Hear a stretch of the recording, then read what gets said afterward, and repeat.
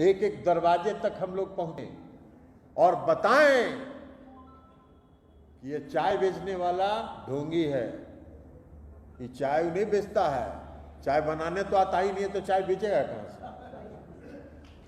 चाय बनाने आता है हमको? तो इसलिए ये ढोंगी को अब एक्सपोज करने की जरूरत है। अधिकार तो नीतीश कुमार, आप तो सरकार बनाए हुए हैं, अभी केंद्र की सरकार है ना, केंद्र की सरकार में कितना मंत्री है, कितना मंत्री है बिहार से? 6-7 मंत्री। क्या को अति पिछड़ा को मंत्री बनाया?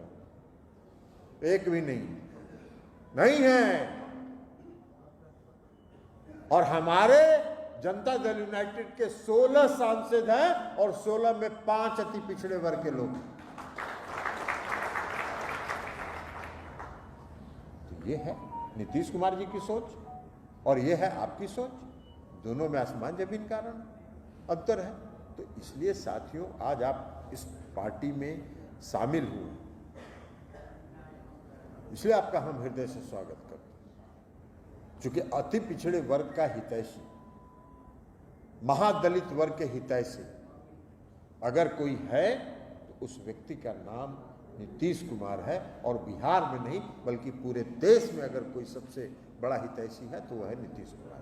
और नीतीश कुमार जी के रहते अति पिछड़े वर्ग को जो नीतीश कुमार जी ने सशक्त किया है, महादलित को जो नीतीश कुमार जी ने सशक्त किया है, महादलित वर्ग को जो अधिकार नीतीश कुमार जी ने दिया है, अति पिछड़े वर्ग को जो अधिकार नीतीश कुमार जी ने दिया है, उस अधिकार में, उसके सम्मान में और वृद्धि होगी। कोई घटना तब तक नीतीश कुमार है तब तक कोई सवाल नहीं।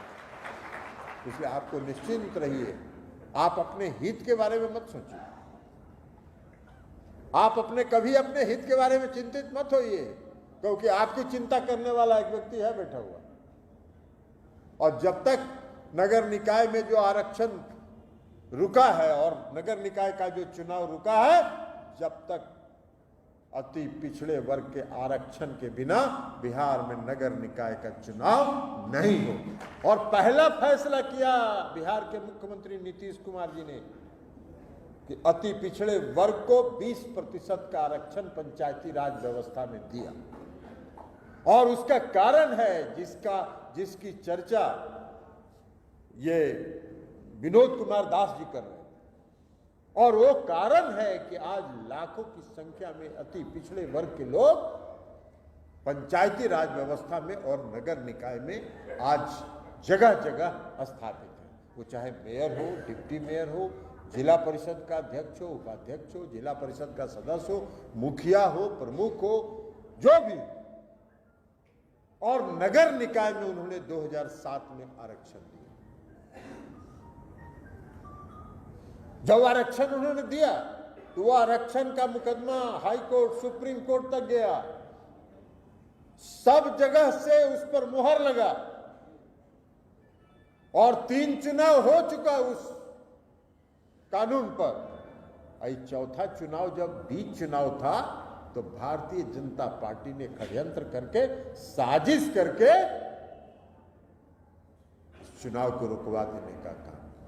लेकिन हम एक बात कहेंगे अति पिछड़े वर्ग के लोगों को, इस राज्य के महादलित को कोई चिंता करने की जरूरत नहीं है। जब तक नीतीश कुमार जी बिहार की धरती पर है, आपका कोई बिगाड़ नहीं सकता है, आपका कोई हक नहीं छीन सकता है। जो आपको मिला है, नीतीश कुमार जी अगर आगे रहेंगे तो उससे ज्यादा देंगे, कम करने का कहां सवाल। और इसलिए नीतीश कुमार जी ने कहा, हम लोगों ने जब पार्लियामेंट में, नीतीश कुमार जी बहुत पहले से इस सवाल को उठा रहे हैं, जातीय जनगणना होनी चाहिए। भाई 1931 में एक बार जातीय जनगणना हुई और 1931 के बाद से आज तक जातीय जनगणना नहीं हुई है। भाई क्या दिक्कत है?